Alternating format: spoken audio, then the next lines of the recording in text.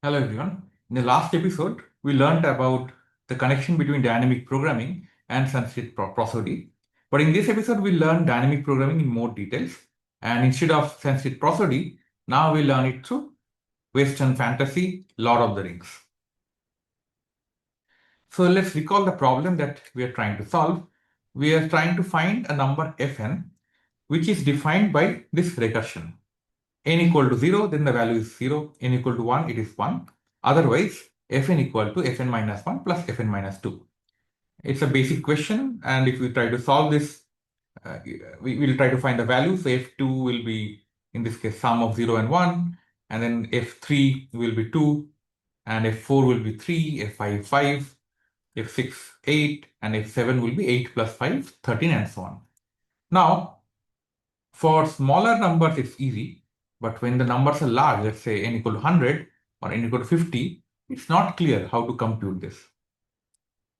And from the recursion itself, we can easily write this down that for n equal to 0, return 0. For n equal to 1, return 1. And otherwise, it is n minus 1 plus the number for n minus 2.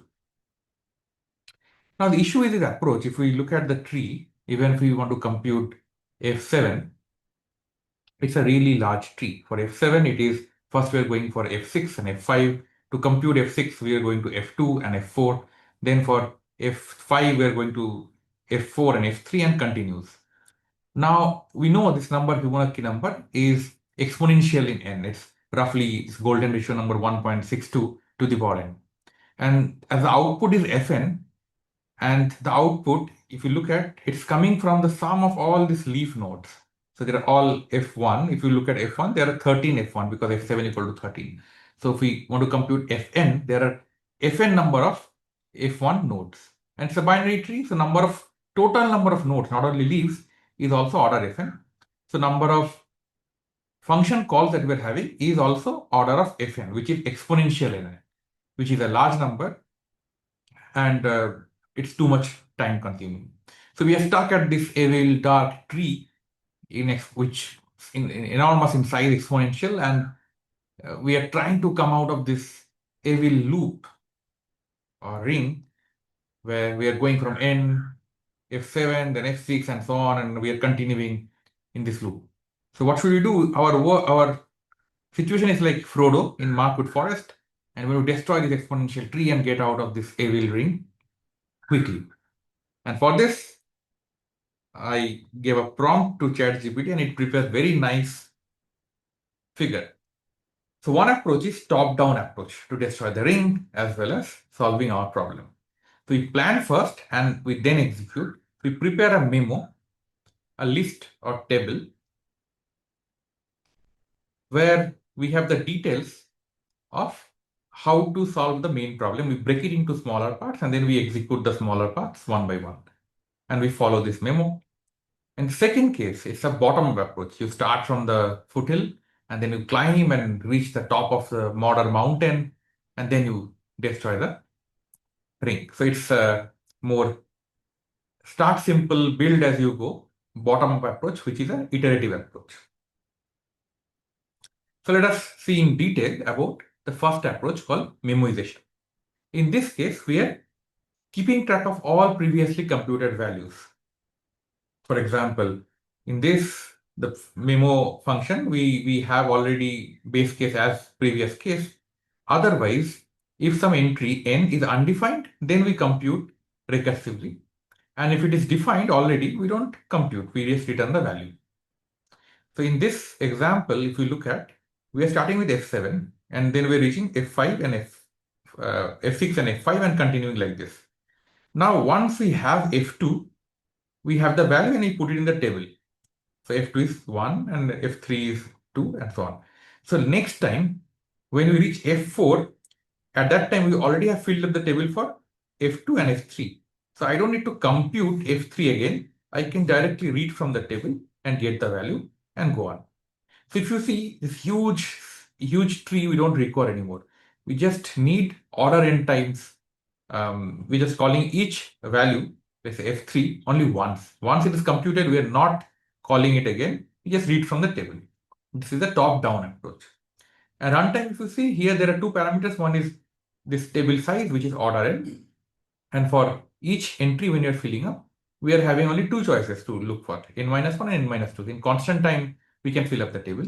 So runtime is a product of table size and each step, how much choices we have. So constant in this case, product is order n. In the other case, iterative approach, we start from the bottom. It's like this. We start, the base case is same, 0 and 0. And then to compute some fi, we just look at the sum of the previous two numbers. Now, in this case, when you go for 2, already 0 and 1 computed, we are fine. Go for 3, then 2 and 1 are computed. For 4, 3 and 2 are computed, so we can compute this. And this is exactly the Virahanka's algorithm, which was I was mentioning in the last class, the first iterative algorithm. So this is dynamic programming. There are two approaches, bottom up and top down. And the point here is we are filling up a table. So, but dynamic programming is not only about filling tables, it's also about smart recursion. And we have seen previously greedy algorithms, and we'll again see greedy algorithms and dynamic programming together for two problems, knapsack and interval scheduling in the next two lectures.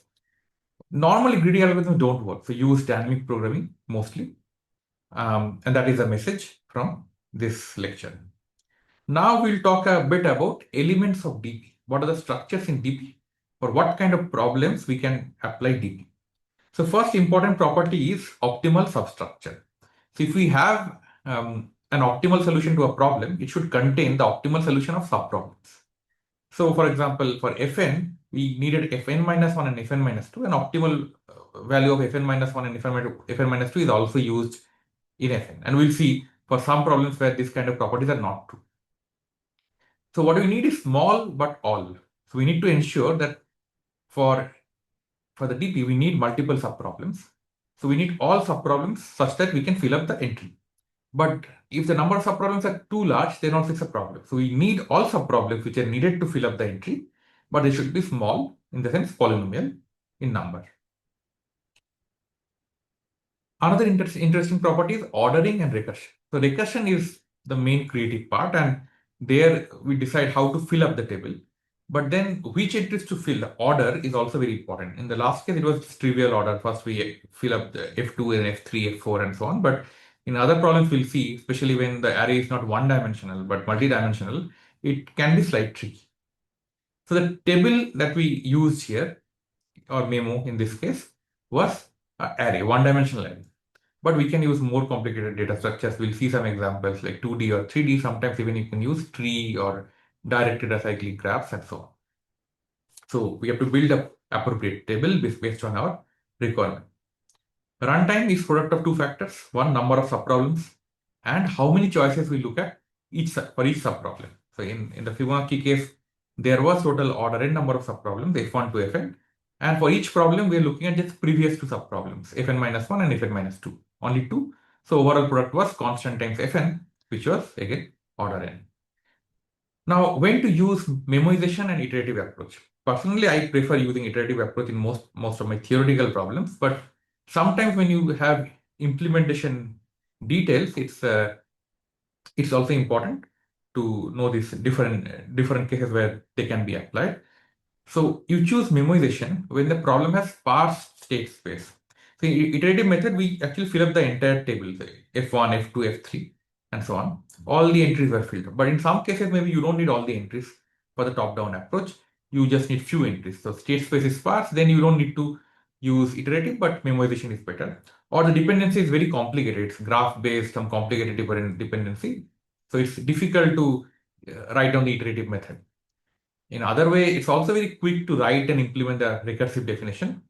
Whereas in the iterative case, it's normally faster. For example, many times the number of function calls are very small. So it gives better speed. So a lot of function calls and large subproblem size sometimes will lead to stack overflow. So that problem, for example, I think in more than 10 to the 5, this problem might give you a stack overflow in some computers, but iterative method will still work. Iterative methods can also optimize space. You can use Fibonacci number, if you remember, we just need to know previous two numbers. So even using constant memory, you can implement Fibonacci numbers. And my rule of thumb is if you know the dependency ordering, then go bottom up. And if it's not clear and the state space is sparse, then go for top down plus memoization. So now let's talk about the subtleties in DP, especially with the optimal substructure property and other properties that I mentioned earlier with an example. So let's look at two problems: unweighted shortest path and unweighted longest path. And in this path, we are talking about simple path. There is no vertex which is being repeated.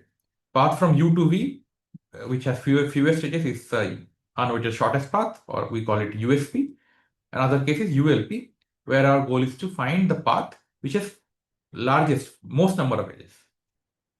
Now USP, its USPs, it has optimal substructure. So if I look at a shortest path between U to V and W is an intermediate vertex, then shortest path between U to V is equal to shortest path between U to W and then W to V. Otherwise, if it was smaller, then I could have taken the path from U to W along this USP UW path, and then take the path from W to V along USP WV path, and we could have gotten a shorter path. But on the other hand, ULP, the longest path problem, does not have this optimal substructure problem. Think of this example. There are 4 nodes, and this is directed graph. So ULP of QT is 2. From S, we go to T. We cannot repeat any vertex. But ULP of QR is 3. Because to go from Q to R, we can take Q to S, then S to T, then T to R. So in this case, ULP of QT is not equal to ULP of Q to R and then ULP of R to T. Because subproblems are not independent. In this case, if we use a vertex in one subproblem, we cannot use that vertex in other subproblems. So shared resources are creating problem here. It might feel strange that DP relies on subproblems which are both independent and overlapping. But the point is, we're talking about overlapping problems which are same problem. We're exactly solving the same F1 problem multiple times. And that's what we're not doing. And that's the overlapping problem. Whereas independence means there are two different problems and they are sharing resources. That is something which we don't want. Let me end with the story about dynamic programming. The name dynamic means changes over time, and programming means planning or scheduling. So this is the story of Bellman, who discovered dynamic programming a few hundred years after Viranka.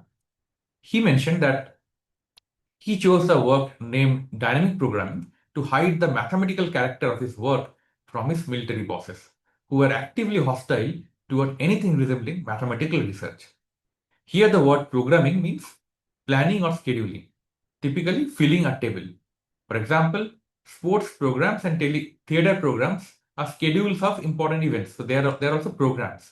Television programs involve filling each available time slot with a show, and degree programs are also schedule of classes to be taken.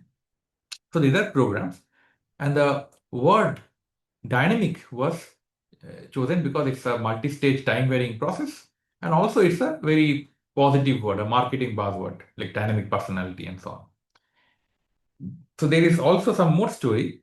According to Bellman, there was a person called Charles Erwin Wilson, and he was Secretary of Defense, and he had a pathological fear and hatred of the word research. And that's why he said that I felt I had to do something to shield Wilson and Air Force from the fact that I was doing something mathematical inside R&D Corporation, the place where Bellman was working.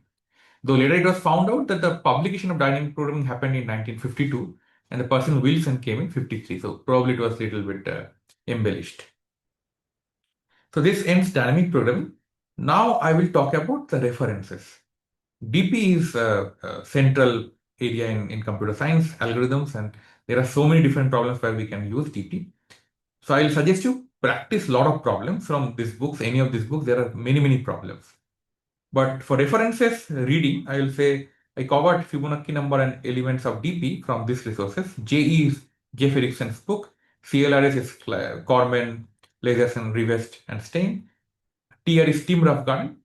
KT is Kleinberg Tardosh, and DPV is Dasgupta Papadumitru Vazirani. I mentioned all these references, but you can select a subset of references to study. Now, in the next 2 classes, I will talk about interval scheduling and knapsack, 2 problems, and these are the resources. So this I will not go into deep. I'll not cover string algorithms, which is also a very important area where DP can be very helpful. Problems like sequence alignment, longest common subsequence, longest increasing subsequence, edit distance. So at least you should learn one of these problems. It will be helpful. Some data structures problems like optimal binary search tree, again, you can learn probably one of them. Later, I'll also talk about graph algorithms like shortest path in a graph, Bellman algorithm, all pair shortest path problems. And there again, I'll talk about dynamic programming based approach. There is also matrix multiplication and another problem mentioned here. There are some more problems like segmented least square problem from ML, again in Klein-Bartadosh.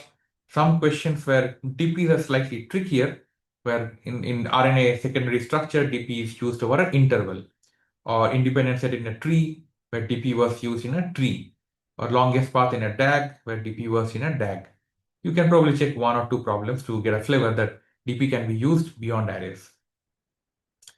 There are many competitive programming problems. This web page, CP algorithms already list many problems. If you Google search, you will find many programming interviews. People ask questions from DP.